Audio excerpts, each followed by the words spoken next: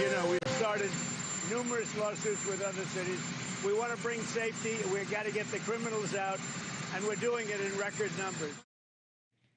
That was President Trump earlier today, waging war yet again on blue cities. His administration sued New York over its longstanding sanctuary immigration policies that have blocked ICE's efforts to arrest and deport migrants from the city.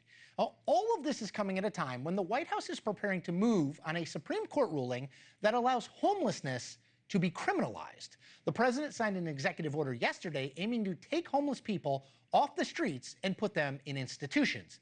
It reads, shifting homeless individuals into long-term institutional settings for humane treatment through the appropriate use of civil commitment will restore public order. Surrendering our cities and citizens to disorder and fear is neither compassionate to the homeless nor other citizens. Now, we'll be joined in a moment by Kat Abughazaleh, Democratic Illinois congressional candidate, who will address Donald Trump's rhetoric and attacks on blue cities. But before that, we're going to go to NewsNation's Alex Capriello on the push to end homelessness on our streets. Alex.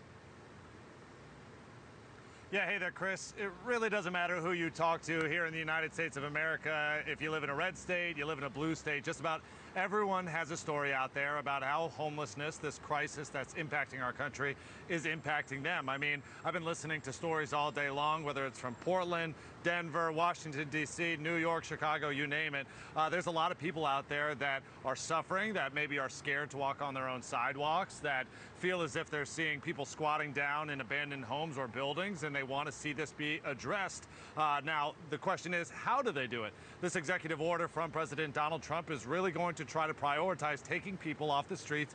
Keep in mind, there's more than 200,000 homeless men, women, and children that are doing just that, and putting them into rehabilitation centers, to treatment facilities, into shelters. Now, the great question is, where exactly are those places? A lot of people, a lot of homeless advocates will point out the fact that there simply are just not enough beds out there to house all these people. There's not enough treatment centers out there. So really, we have yet to see exactly how this will play out, exactly which cities are going to get the money, the funding, the resources that President Donald Trump is promising. However, he is saying that he is going to essentially prioritize the ones that are already doing that have laws in place that ban squatting, that ban open drug use and alcohol abuse as well. Chris? Alex, thank you. I want to bring in Kat Abughazaleh, who's running for Congress in Illinois. Kat, Alex makes the point, you know, like everybody's got an anecdote about, I was walking down the street and someone came up to me. How do you, as a progressive, how do you answer that worry and fear that Donald Trump is clearly at least trying to address in this executive order? I wouldn't really say he's trying to address it. He's expanding his power. By this executive order, essentially, he could say that, you, Chris, are mentally ill, and then put you in an institution with essentially no legal backing. If he wants to expand his power that way, he will try. And human beings are not vermin to be pushed away from a home. The thing here is, so in my district where I'm running, we use our campaign resources to materially benefit people's lives. My campaign office doubles as a mutual aid hub. People can come in and get clothes, food, toiletries, other necessities, whatever they need, no questions asked.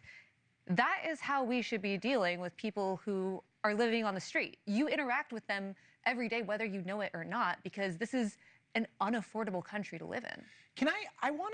I hear you. I do, though, I'm fascinated by San Francisco, which had a very liberal mayor and elected a Democrat, but less liberal, a guy named Daniel Lurri. Listen to what he said about the previous mayor, also a Democrat.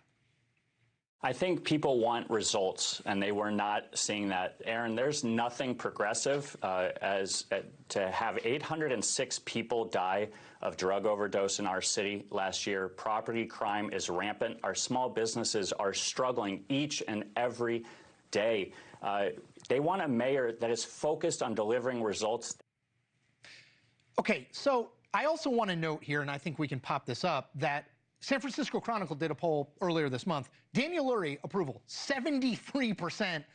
Disapproved, 25. Any politician, yourself included, would love those numbers.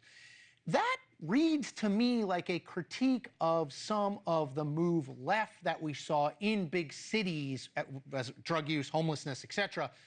him saying that didn't work. Whatever you think of these liberal policies, some of them did not work in places like San Francisco or Chicago or Washington, D.C. How do you answer that criticism from within the Democratic Party? Actually, in Chicago, for instance, there's an assistance program that gives people cash that need it. And that has been seen by and large to be one of the most effective ways to lift people out of poverty. And it's been incredibly successful in Chicago, and I hope to see it in other cities as well. And, I think he's talking about fear that people have, and fear and homelessness, drug use, addiction. These come from people's material needs not being met. The way to solve homelessness is build more housing.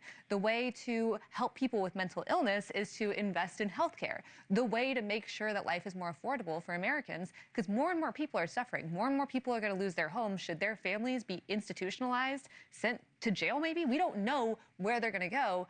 We shouldn't be giving billionaires tax breaks. We should be helping these people right now. One last one that Donald Trump in that executive order talked about, this is a more humane way to deal with many people who are homeless. And he is right that many people who are homeless are struggling with mental illness. Do you disagree with, I'm not taking issue with your point on housing and those sorts of things. Do you disagree with that this in the near term could be a solution? If not, I assume you don't assume it's a long-term solution. I mean, obviously, if people need mental health treatment, they should get it. I don't trust the guy who just cut Medicaid for millions of people to have a humane solution, especially when it comes to mental health or, drug addiction or anything that should be approached with empathy and science and actual treatment.